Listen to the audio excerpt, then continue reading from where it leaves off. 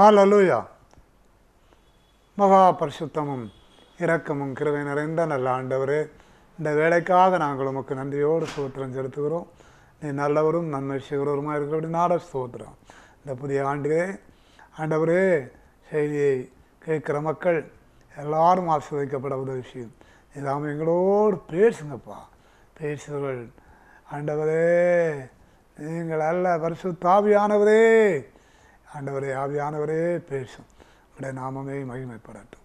இயேசுவின் மூலம் செபங்கேடும் பரமபிதாவே. ஆமென். ஆமென். ஹல்லேலூயா. இந்த புதிய ஆண்டிலே கர்த்தருக்குள் அன்பானவர்களே, உங்களோடு பேசும்படியான ஒரு சாக்கியத்தை கர்த்தர் கொடுத்தார். அதற்காக தேவனை ஸ்தோத்திரிக்கிறேன்.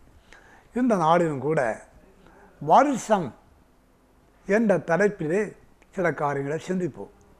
அதற்காக முதலாவதாக நீதிமொழிகள் 9ஆம் அதிகாரத்தில் பிரைஸ் தி லார்ட் தோத்ரம் 11வது வசனம் வாசிக்கிறேன்.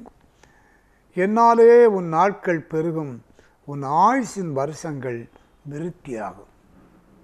ஆயுசின் வருஷம் என்ற தலைப்பிலே முதலாவதாக பார்ப்போம். ஆயுசின் வருஷம். பரிசுத்த வேதாகமத்திலே சுமார் 7 நபர்கள் 900க்கும் அதிகமான வருஷம் வாழ்ந்திருக்கிறார்கள். நீங்கள் ஆதியாகமம் 5ஆம் அதிகாரம் 9ஆம் அதிகாரம் இவ்வித அதிகாரங்களில் அதை பார்க்க முடியும். ஆதாம் 930 வருஷம் வாழ்ந்திருக்கிறார். சேத் 912 வருஷம் வாழ்ந்திருக்கிறார். ஏனோஸ் 905 வருஷம் வாழ்ந்திருக்கிறார். ஹல்லேலூயா. கேனான் 910 வருஷம் அவர் வாழ்ந்திருக்கிறார். யாரேது 962 வருஷம் வாழ்ந்திருக்கிறார். ஹல்லேலூயா. மத்தூசலா 969 வருஷம் வாழ்ந்திருக்கிறார். நோவா 950 வருஷம். இப்படியாக ஆதாம், சேத், ஏனோஸ், கேனான், யாரேது, மத்தூசலா, நோவா, இப்படி 7 நபர்கள் 900க்கும் அதிகமான வருஷம் வாழ்ந்திருக்கிறார்கள். இதை நாம் முன்னே உங்களுக்கு நான் சொன்னபடி ஆதியாகமம் 5ஆம் அதிகாரம் 9ஆம் அதிகாரங்களிலே பார்க்க முடியும். ஹல்லேலூயா.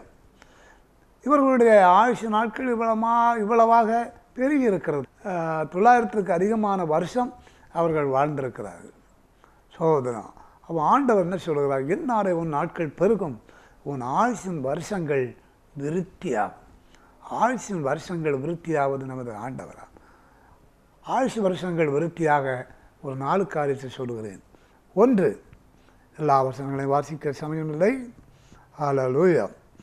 நாம் வேத புஸ்தகத்திலே நீதிமொழிகள் 4ஆம் அதிகாரத்திலே 10ஆம் வசனத்தை நாம் படித்து பார்க்கும்போது, நீதிமொழிகள் 4ஆம் அதிகாரம் 10ஆம் வசனம், என் மகனே கேள், என் வார்த்தையை ஏற்றுக்கொள், அப்பொழுது உன் ஆயுசின் வருஷங்கள் அதிகமாகும். ஆயுசின் வருஷங்கள் அதிகமாக அவனுடைய வார்த்தையை ஏற்றுக்கொள்ள வேண்டும். கர்த்தருடைய வார்த்தை சுத்த சொற்கள் என்று சங்கீத புஸ்தகத்திலே படிக்கிறோம். வானமும் பூமியும் ஒடிந்து போனாலும் அவருடைய வார்த்தைகள் ஒடிந்து போவதில்லை என்று நாம் சுவிசேஷத்திலே பார்க்கிறோம். ஹல்லேலூயா. அது இருபுறமும் கருக்குள்ள பட்டயம் என்று நாம் எபிரேயர்கள் நிருபத்திலே படிக்கிறோம். ஹல்லேலூயா. வேதத்திலே உள்ள வார்த்தைகளெல்லாம் ஒடியாதது, அழியாதது, மாறாதது. தோத்ரா. ஆகவே இந்த வார்த்தையை யார் யார் ஏற்றுக்கொள்ளுகிறார்களோ அவருடைய வாழ்க்கையிலே ஆயுசு வருஷங்கள் அதிகமாகிறது. 1 தெசலோனிக்கேயரை நாம் பார்க்கின்ற பொழுது, பிரியமானவர்களே, இந்த தெசலோனிக்கேயர் சபையார், ஹல்லேலூயா, தோத்ரா, அவர்கள் ஆண்டவருடைய வசனத்தை, பவுல் மூலமாக கேட்ட வசனத்தை மனுஷர் வசனமாக ஏற்றுக்கொள்ளாமல் தேவ வசனமாக ஏற்றுக்கொண்டார்கள். அது அவர்களுக்குள்ளே பலம் செய்தது.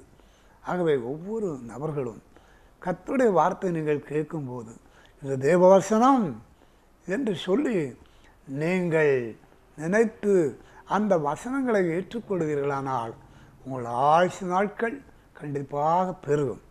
இதற்கு மாறாக சகோதரனே, சகோதரியே, கர்த்தருடைய வார்த்தையை உன் முதுகுக்கு பின்னாக எரிந்து போடாது.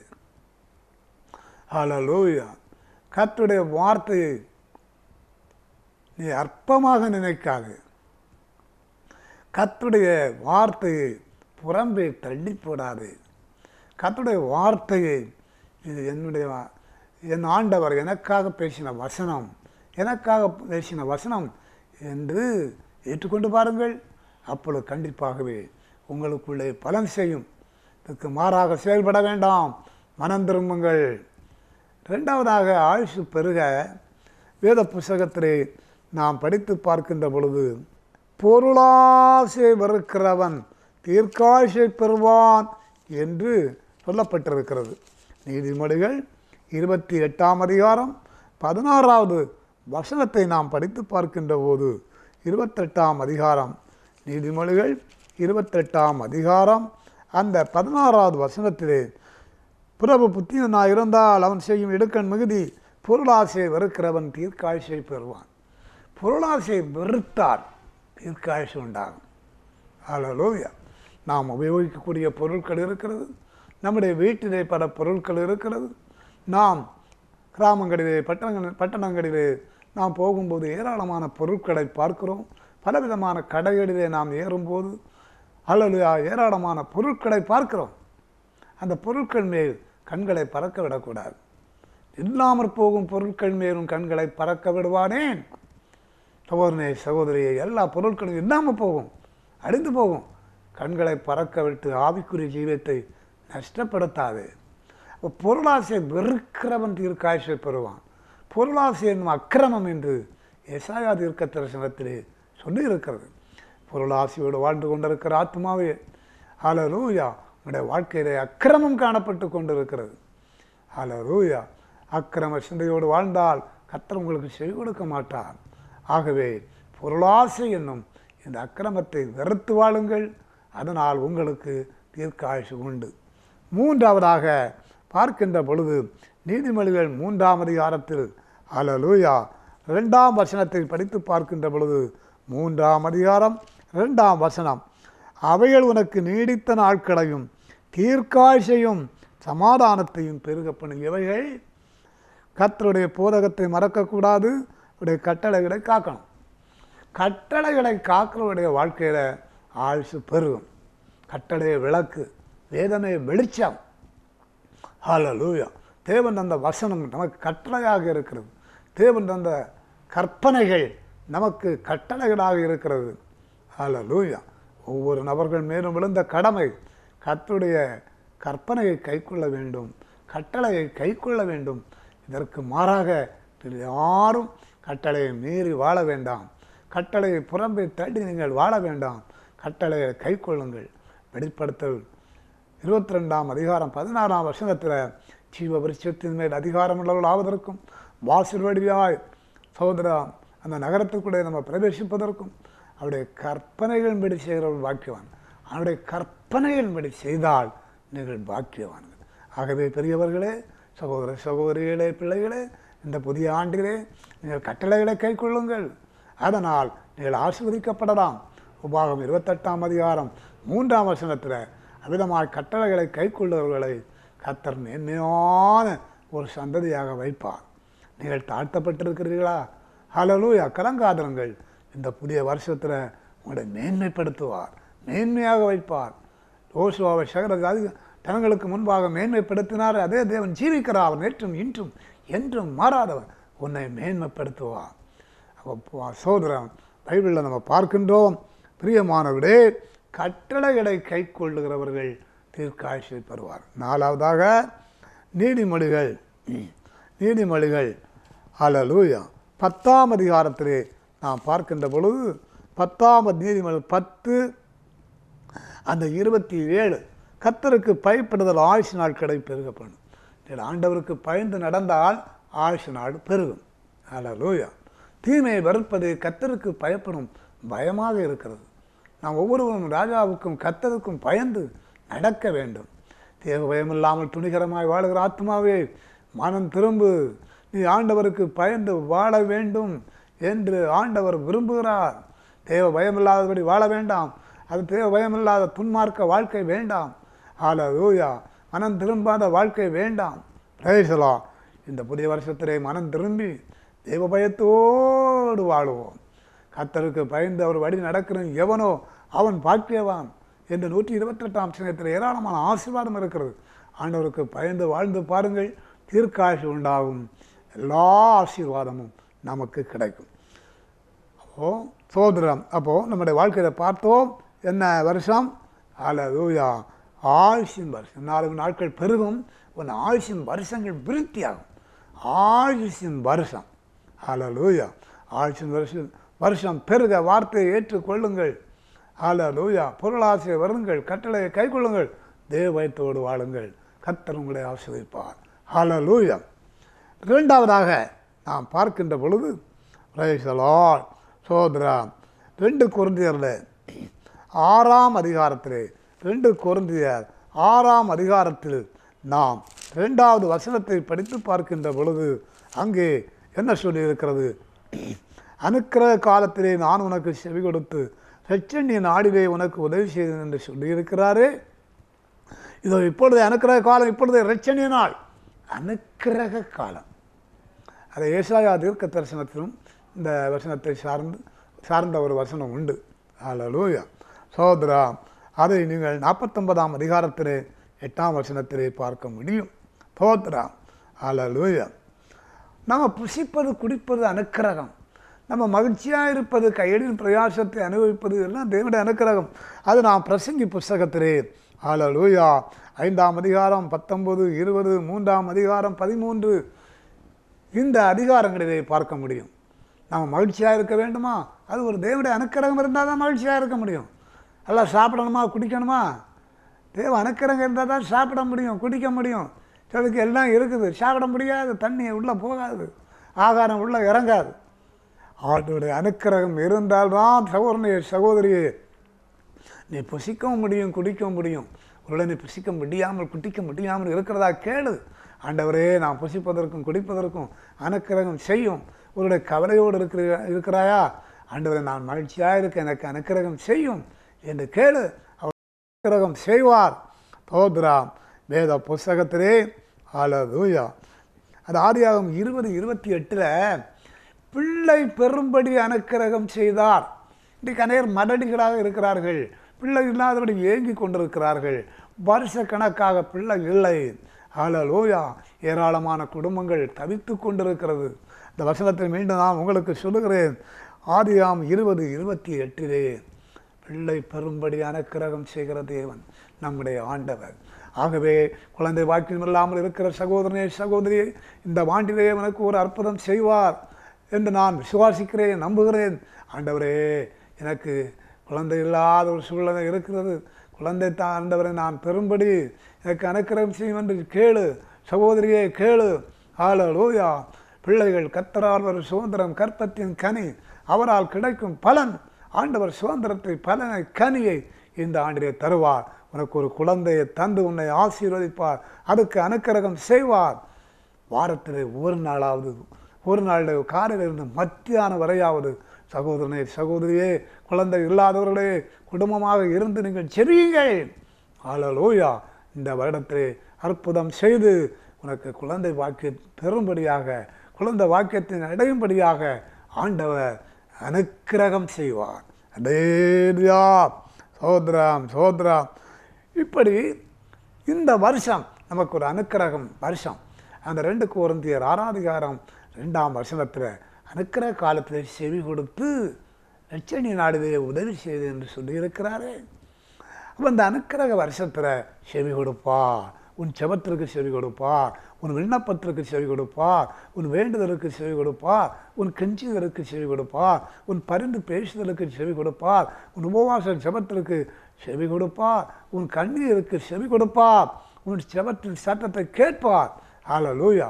செபத்தை தள்ளாமல் தமது கிருபையை என்னை விட்டு விலக்காமல் இருந்த தேவனுக்கு ஸ்தோத்திரம். ஆகவே சத்தமிட்டு கூப்பிடு, இடைவிடாமல் ஜெபம் பண்ணு. இந்த வருஷத்திலே ஹல்லேலூயா தனி ஜெபம் பண்ணு, குடும்ப ஜெபம் பண்ணு, உபவாசத்தில் ஜெபம் பண்ணு, கூட்டங்களிலே பங்கு பெற்று செவி சத்தத்தை கேட்டு அற்புதம் செய்வார். அல்லேலூயா. 3ஆவதாக கனி கொடுக்கும் வருஷம். கனி கொடுக்கும் வருஷம். அந்த யோவான் எழுதின சுவிசேஷத்திலே பார்க்கின்ற பொழுது 13ஆம் அதிகாரம், யோவான் எழுதின சுவிசேஷத்திலே 13ஆம் அதிகாரத்திலே நாம் பார்க்கின்ற பொழுது அங்கே ஹல்லேலூயா, அதற்கு அவன், ஐயா, இது இந்த வருஷம் இருக்கட்டும், நான் இதை சுற்றிலும் கொத்தி எரு போடுவேன். கனி கொடுக்கக்கூடிய ஒரு வருஷம். 3 வருஷமாக கனி இல்லை, கனியை தேடினும் கனி இல்லை, என்னை சுற்றிலும் கொத்தி எரு போடும், இந்த வருஷம் இருக்கட்டும். அப்போ இந்த வருஷம் நமக்கு ஒரு பரிந்து பேசுதன்படி இந்த வருஷத்தை தந்திருக்கிறார். எதற்கு சகோதரனே சகோதரி? எதற்கு? கனி கொடுக்கும்படியாக, கனி உள்ள வாழ்க்கை செய்ய வேண்டும். கனியை பற்றி பைபிளை நம்ம பார்க்கின்ற பொழுது நமக்கு தெரிந்திருக்கிறபடி கலாத்தியர் எழுதின நிருபத்தில் ஆவியின் கனியோ அன்பு, சந்தோஷம், சமாதானம், நீடிய பொறுமை, தயவு, நற்குணம், விசுவாசம், சாந்தம், இச்சையடக்கம், இதில் 9 விதமான கனிகள் இருக்கிறது. ஹல்லேலூயா. கொலோசியர் 1ஆம் அதிகாரம் 10ஆம் வசனத்தில் சொல்லியிருக்கிறது, நற்கிரியைகளும் ஆகிய கனி என்று சொல்லியிருக்கிறது. ஏசாயா தீர்க்கதரிசனம் 5ஆம் அதிகாரத்திலே 2ஆம் வசனமும் 7ஆம் வசனமும் பார்க்கின்ற பொழுது, அதாவது நியாயம், நீதி என்பது கனி என்று சொல்லியிருக்கிறது. இப்படி 9 விதமான கனி. சோதர் அடுத்ததாக நற்கிரியாகிய கனி 10, அடுத்த நியாயம், நீதி 11, 12. இப்படிப்பட்ட கனியை கொடுப்பதற்காக தான் இந்த வருஷத்தை தந்தார். இது ஐயா ஐயா இது இந்த வருஷம் இருக்கட்டும். ஆகவே சகோதர சகோதரிகளே, நீங்கள் கனி கொடுத்து வாழுங்கள். கனி கொடாத மரமெல்லாம் விட்டு அக்கினியிலே போடப்படும். சகோதரா, யோவான் 15ஆம் அதிகாரத்தில் கனி கொடுக்கிற கொடி எதுவோ அது அதிக கனிகளை கொடுக்கும்படி சித்தம் பண்ணுகிறார். நீங்கள் மிகுந்த கனிகளை கொடுப்பதனால் அதனால் பிதா மகிமைப்படுவார், எனக்கு நீங்கள் சீசராக இருப்பீர்கள் என்று சொல்லி இருக்கிறது. இந்த ஆண்டிலே கனி கொடுப்போம், ஆண்டவரை சந்தோஷப்படுத்துவோம். கர்த்தர் வருவாரானால் அவரை நீங்கள் சந்திக்கலாம். கனி இல்லாத வாழ்க்கை செய்ய வேண்டாம். மாம்சத்தின் கிரியைகள் அடியட்டும், பிசாசின் கிரியைகள் அடியட்டும். ஆவின் கனிகளோடு வாழுங்கள். ஆண்டவர் உங்களை ஆசீர்வதிப்பார். ஆமேன். ஹல்லேலூயா. அடுத்ததாக யோபு 36ஆம் அதிகாரத்தில், யோபு எழுதின புஸ்தகத்தில் எடுங்க, யோபு புஸ்தகம் 36ஆம் அதிகாரத்திலே ஹல்லேலூயா நாம் வாசிக்கின்ற பொழுது 11ஆம் வசனத்தை நாம் பார்க்கின்ற பொழுது 36 ஹல்லேலூயா 11ஆம் வசனத்தை பார்க்கின்ற பொழுது அங்கே என்ன சொல்லப்பட்டிருக்கிறது என்றால், அவர்கள் அடங்கி அவரை சேவித்தால் தங்கள் நாட்களை நன்மையாகவும் தங்கள் வருஷங்களை செல்வ வாழ்வாகவும் போக்குவார். செல்வ வருஷம் 2024ஆம் வருஷம் செல்வ வருஷமாக உங்களுக்கு அமையட்டும். ஹல்லேலூயா. கடந்த வருஷத்தில் தரித்திரத்தோடு வாழ்ந்திருக்கலாம். ஹல்லேலூயா. செல்வம் இல்லாமல் வாழ்ந்திருக்கலாம். ஹல்லேலூயா. குறைபட்ட நிலையில் வாழ்ந்திருக்கலாம். குடியனும் போஜன பிரியனும் தரித்திரர் அவர்கள். தூக்கத்தை விரும்பினால் தரித்திரனாவர். செல்வ வாழ்வுக்கு பதிலாக தரித்திரம் இருக்கிறதா? கடந்த வருஷம் தரித்திரமா? கடந்துள்ளையா? கடந்துள்ளை இதனால் நீங்கள் கடந்த தீர்க்க முடியாதபடி மன வருத்தத்தோடு இருந்து கொண்டிருக்கிறீர்களா? கவலைப்படாதுங்க. இந்த வருஷம் உங்களுக்கு ஒரு செல்வ வருஷமாக அமைவதாக. அதற்காக சகோதரனே சகோதரியே, ஹல்லேலூயா, கர்த்தரை தேடு. சிங்க குட்டிகள் தாட்சி வந்து பட்டினியாக இருக்கும். கர்த்தரை தேடுக்கும் ஒரு நன்மையும் குறைபடாது. அதனுடைய பரிசுத்தவான்களை அவருக்கு பயந்திருங்கள். அவருக்கு பயந்தவர்களுக்கு குறைவில்லை. ஹல்லேலூயா. மட்டும் அல்ல, பார்க்கின்ற பொழுது சகோதர, அவர்கள் அடங்கி அவரை சேவித்தால் தங்கள் நாட்களை நன்மையாகவும் தங்கள் வருஷங்களை செல்வ வாழ்வாகவும் போக்குவார்கள். யோபு புஸ்தகத்தில் நாம் பார்க்கின்ற பொழுது அருமையானவரே, ஹல்லேலூயா, அது 29ஆம் அதிகாரம் 5, 6 கர்த்தர் யோபோடு இருந்தது ஒரு செல்வ வருஷம். நல்ல தரிசனங்கள் கொடுத்தது ஒரு செல்வ வருஷம். அவருடைய பிள்ளைகள் அவனை சூழ்ந்திருந்தவர்கள் இருந்தது அவர் செல்வ வருஷம். பாதங்களை நெய் கொண்டு கழுவுகிறான், அது ஒரு செல்வ வருஷம். எண்ணெய் நதி போல ஓடி வருகிறது, செல்வ வருஷம். ஒரு குறைவுமே இல்லாத ஒரு வாழ்க்கை செல்வ வருஷம். இஸ்ரவேல் ஜனங்கள் நெகேமியா புஸ்தகத்தில் அவருடைய பெரிய தயையினால் செல்வமாய் வாழ்ந்தார்கள் என்று நெகேமியா 9ஆம் அதிகாரம் 25ஆம் வசனத்திலே பார்க்கிறோம். உம்முடைய பெரிய தயையினால் செல்வமாய் வாழ்ந்தார்கள் என்னும் நீதிமொழிகள் 10:4 சுறுசுறுப்புள்ளவன் கையோ செல்வத்தை உண்டாக்கும். இந்த வருஷம் செல்வ வருஷமாக இருக்கும்னு சொன்னால் 6 நாளும் வேலைக்கு போ. திங்களில் இருந்து சனிக்கிழமை வர வேலைக்கு போய் சுறுசுறுப்பாக வேலை செய். சோதா தூங்கி உறங்கி அங்கே ஒரு பக்கம் போய் இருந்து இன்னொரு பக்கம் கதை பேசுவோம். அப்படி வேலை செய்யாது, யாரும் வேலை கூட மாட்டாங்க. சுறுசுறுப்புள்ளவன் கை செல்வத்தை உண்டாக்க. அழகார வசனம் நீதிமன்றம் 10:4. சுறுசுறுப்பாக வேலை செய். அல்லேலூயா. அதனால் உனக்கு வேலை குறைய செய்யாது, உனக்கு செல்வம் உண்டாகி கொண்டே இருக்கும். ஆமேன். அல்லேலூயா. செல்வம் அநேக சிநேகிதரை சேர்க்கும் என்று நீதிமொழிகள் 19:4 படிக்கிறோம். நம்ம பெரிய தயையினால் செல்வமாக வாழ்ந்தால் அநேகரை நீங்கள் சேர்க்கலாம், ஆத்ம ஆதாயம் செய்யலாம். செல்வம் அநேகரை சேர்க்கும். நீங்கள் கொடுத்து, செல்வம் இருக்கும்போது கொடுத்து சிநேகிதரை சம்பாதிக்கலாம். பைபிள் வாங்கி கொடுத்து, துணிமணிகள் வாங்கி கொடுத்து, பண உதவிகள் செய்து ஹல்லேலூயா அவளை சிநேகிக்கலாம், அந்த ஆத்ம ஆதாயம் செய்யலாம். சிநேகம் அதாவது செல்வம் அநேக சிநேகிதரை சேர்க்கும். நாம் முதலாவதாக பார்த்தோம் ஹல்லேலூயா சோதரா ஆயுசின் வருஷம். ரெண்டாவதாக பார்த்தோம் அனுக்கிரக வருஷம். மூன்றாவதாக பார்த்தோம் கனி கொடுக்கும் வருஷம். நாலாவதாக பார்த்தோம் செல்வ வருஷம். ஐந்தாவதாக ஏசாயா 63:4 என்னுடையவர்களை மீட்கும் வருஷம் வந்தது. மீட்கும் வருஷம். ஹல்லேலூயா சோதரா. சங்கீத புஸ்தகம் 49 ஆத்ம மீட்பு மிகவும் அருமையாக இருக்கிறது என்று சொல்லி இருக்கிறது. கொலோசியர் 1:16 பாவ மன்னிப்பாகி மீட்பு என்று சொல்லி இருக்கிறது.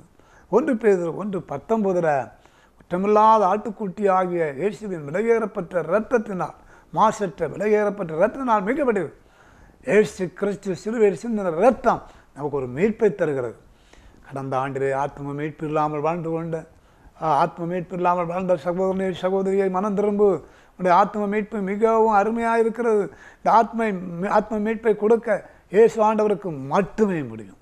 ஒரு ஆத்ம மீட்பை தருகிறார். ஹல்லேலூயா. மனம் திரும்புங்கள், பாவத்தை அறிக்கை பண்ணுங்க. இந்த வருஷத்தில் கர்த்தர் வருவாரானால், ஆத்ம மீட்பை அடையாவிட்டால் நீங்கள் நரகத்திற்கு தப்ப முடியாது, பாதாளத்திற்கு தப்ப முடியாது, அவருடைய வருகையில் எடுத்துக்கொள்ளப்பட முடியாது. மனம் திரும்பு, ஆத்ம மீட்பை பெற்றுக்கொள். இன்றைக்கு உபவாசம் போட்டு பாவத்தை அறிக்கை பண்ணு, போது ஆத்ம மீட்பு அருமையாக இருக்குது. மீட்கும் வருஷம் ஆத்ம மீட்பை தருகிறார் அந்த வருஷத்தில். அது அடுத்ததாக ரோமர் 8:29 சரீர மீட்பாகிய புத்திர சுவிகாரம். சரீர மீட்பு இருக்கிறது.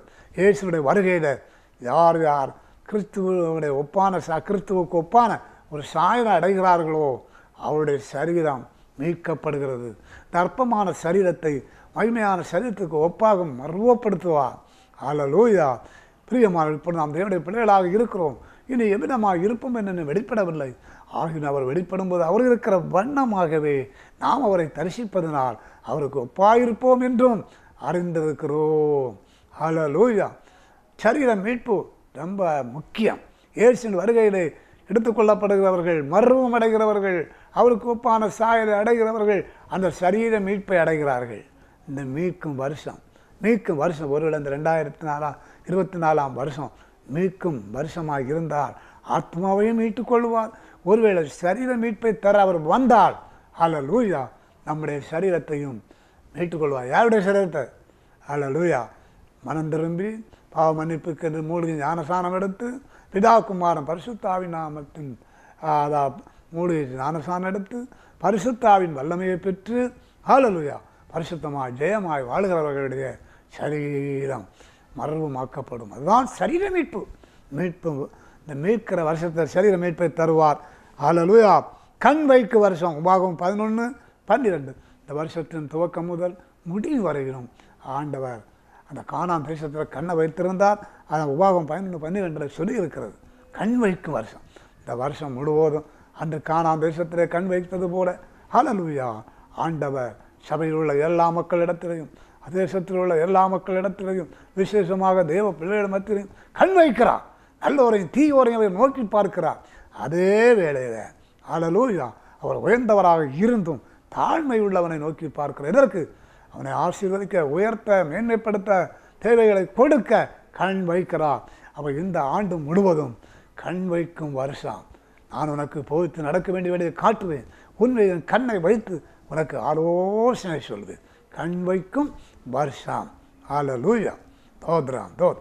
கடைசியாக 1000 வருஷம் வெளிப்படுத்தல் அந்த 20ஆம் அதிகாரம் 6ஆம் வசனத்தில் முதலாம் உயிர்த்தெழுதலுக்கு பங்குள்ளவன் பாக்கியவான் பரிசுத்தவானுமாக இருக்கிறான். 2ஆம் வருடத்தின் அதிகாரம் இல்லை. அவர்கள் உயிர்த்து கிறிஸ்துவனை 1000 வருஷம் அரசாழ்வார். 1000 வருஷம் அரசாட்சி, 1000 வருஷம். இந்த 1000 வருஷம் இந்த வார்த்தை 4ஆம் வசனத்திலும் இதே அதிகாரம் 4ஆம் வசனத்திலையும் பார்க்க முடியும். 1000 வருஷம் தோத்ரா. ஹல்லேலூயா.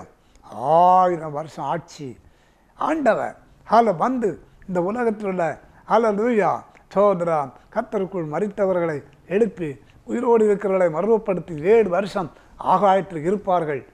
அப்பொழுது அந்த கிறிஸ்துவ ஆட்சி உலகத்தில் நடக்கும். அது முடிந்து ஆண்டவர் இந்த உலகத்திற்கு வருவார். இந்த உலகத்தை 1000 வருஷம் அவர் அரசாள போகிறார். அப்போ ஒரு சாத்தான் இருக்க மாட்டான். தோன்றான் குடிக்கிற சவரியே அல்லையா இதை குடிக்க போனான்னு சொன்னால் அது மனம் வராது. ஏன்னா எல்லா பிசாசுகளும் உள்ள எங்கள் பாதாளத்துக்குள்ள குடிக்க வைக்கக்கூடிய பிசாசு உள்ள, விக்கிரகத்தை வணங்க வைக்கிற பிசாசு உள்ள, பொய் சொல்ல வைக்கிற பிசாசு உள்ள, கெட்ட வார்த்தையை பேச வைக்கிற பிசாசு உள்ள, பாவத்தை செய்ய வைக்கிற அந்த பிசாசு பாதாளத்துக்குள்ள ஒருவனும் பாவம் செய்ய முடியாது. எல்லா பிசாசும் பாதாளத்தில் நடந்து ஐயோ ஐயோன்னு கதறிக்கொண்டே இருக்கும். 1000 வருஷம் நிம்மதியான ஆட்சி தோதுரா. அது முடிந்து இந்த உலகம் அக்கினினால் அடியும். தோதுரா நித்திய காலமாக ஒரு ஆளுகையின் வருஷம் இது சொன்னால் 1000 வருஷம் அது ஆளுகையின் வருஷம் என்றும் சொல்லலாம். நாம் அவரோடு கூட பாடுகளை செய்தோமானால் அவரோடு கூட ஆளுகை செய்வோம் என்று தீமோத்தேயு புத்தகத்திலே படிக்கிறோம். என்னென்ன பாடுகள் உங்கள் வாழ்க்கையில் இருக்கிறது, இந்த பாடுகளை சந்தோஷமாக சகிங்க. அல்லேலூயா. வியாதியாகிய பாடுகளா, துன்பமாகிய பாடுகளா, குறைவாகிய பாடுகளா, இன்னும் பலவிதமான நோய்களாகிய பாடுகளா, அல்லேலூயா, பிறரால் நிந்திக்கப்படுகிற பாடுகளா, பிறரால் பூசிக்கப்படுகிற பாடுகளா, எது வந்தாலும் பயப்படாத, அதை சகிங்க. அல்லேலூயா. அவரோடு கூட பாடுகளை சகித்தோமானால் அவரோடு கூட ஆளுகை சென்ற 1000 வருஷம். அல்லேலூயா. நான் முடிக்க போகிறேன். முதலாவதாக ஆயுஷின் வருஷம், 2ஆவதாக அனுக்கிரக வருஷம், 3ஆவதாக கனி கொடுக்கும் வருஷம், 4ஆவது செல்வ வருஷம், 5ஆவது மீட்கும் வருஷம், 6ஆவது கண் வைக்கும் வருஷம், 7ஆவது 1000 வருஷம் என்று சொன்னால் ஆளுகையின் வருஷம். இந்த வருஷங்கள் மூலமாக கர்த்தர் அனைவரையும் ஆசீர்வதித்து அவரோடு கூட ஆளுகை செய்ய வைப்பாராக. தீர்க்காய் சமாதானத்தையும் கர்த்தர் கட்டளையிடுவாராக. ஆமென். ஜெபிப்போம். நல்ல பிதாவே, ஜீவனுள்ள ஆண்டவரே, இந்த வேலைக்காக துதிக்கிறோம், சோதரிக்கிறோம், மகிமைப்படுத்துகிறோம். இந்த மற்றற்ற கிருபையினால் நாங்கள் பாதுகாக்கப்பட்டிருக்கிறோம். ஆண்டவரே, தொடர்ந்து கிரியை செய்வீராக. இந்த நாடும் வசனங்களை கேட்ட பெரியவர்கள், சகோதர சகோதரிகள், பிள்ளைகள் எல்லாரோடும் பெரிதான கிருபை இருப்பதாக. குழந்தை வாக்கியம் எல்லாதவர்களுக்கு அனுக்கிரகம் செய்து குழந்தை வாக்கியத்தை கொடும். ஆண்டு நோயாளிகளுக்கு அனுக்கிரகம் செய்து நோயிலிருந்து விடுதலை தாரும். கவலையோடு இருக்கிறவர்களுக்கு அனுக்கிரகம் செய்து சமாதானத்தை கட்டளையிட்டடும். அல்லேலூயா. குறைவுகளோடு வாழ்கிற மக்களுக்கு அனுக்கிரகம் செய்து குறைவை நிறைவாக்கும். சோத்ரா விதமாக சேரக்காக சோத்ராம் சோத் எல்லாவற்றுக்கும் மேலாக உமோடு கூட 1000 வருஷ சாட்சியை ஆளுகை செய்ய எல்லாரையும் ஆயத்தப்படுத்தும். சோதனம் அப்படி சேரக்காக சோதனம் துதிகன மகிமையில்லாமக்கே செலுத்துகிறோம். நீ வரும்போது எங்களையும் சேர்த்துக்கொள்ளும். இயேசு ரட்சகர் மூலம் ஜெபங்கேளும் பரமபிதாவே. ஆமென், ஆமென், ஆமென். அல்லேலூயா. ஆவியின் கனியோ அன்பு, சந்தோஷம், சமாதானம், நீடிய பொறுமை, தயவு, நற்குணம், விசுவாசம், சாந்தம், இச்சை அடக்கம்.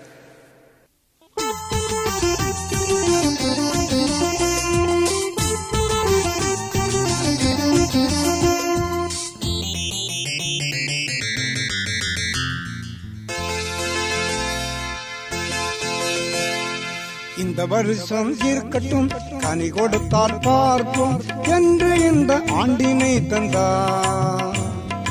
ஆவியின் கனி கொடுப்போ. இந்த வருஷம் இருக்கட்டும், கனி கொடுத்தால் பார்ப்போம் என்று இந்த ஆண்டினை தந்தார்.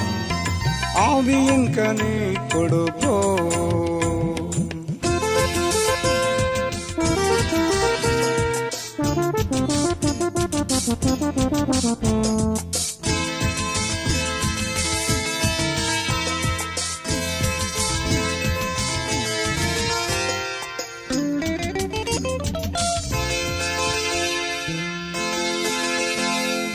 ஆவியின் கனியோ அன்பு, சந்தோஷம், சமாதானம், ஆவியின் கனியோ அன்பு, சந்தோஷம், சமாதானம், நீடிய பொறுமை, தயவு, நற்குணம், விசுவாசம், சாந்தம், இச்சை, அடக்கம்.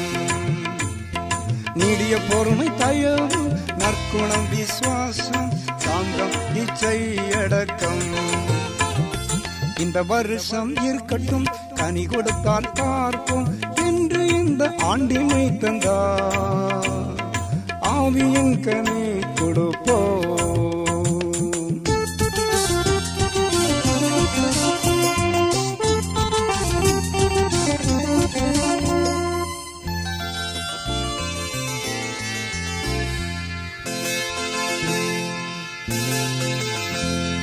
கனி கொடாத மரம் எல்லாம் வெட்டுண்டு போய்விடுமே.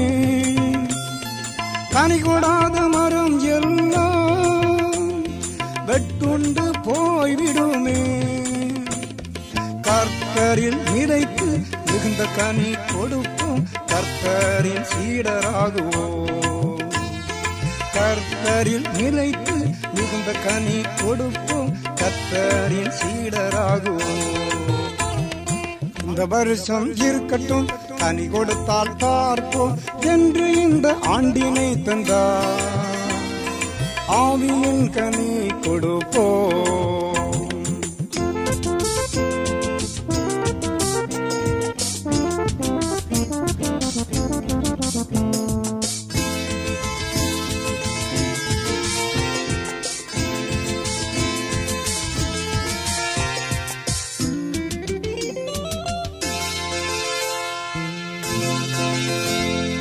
கனியை தேடி கர்த்தர் வருகின்றார், காத்திருந்து கிருபை பெறுவோம்.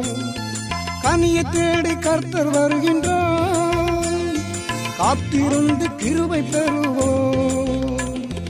எக்கால சப்தம் கேட்டிடும் நேரம் மறுரூபம் அடைந்திடுவோம்.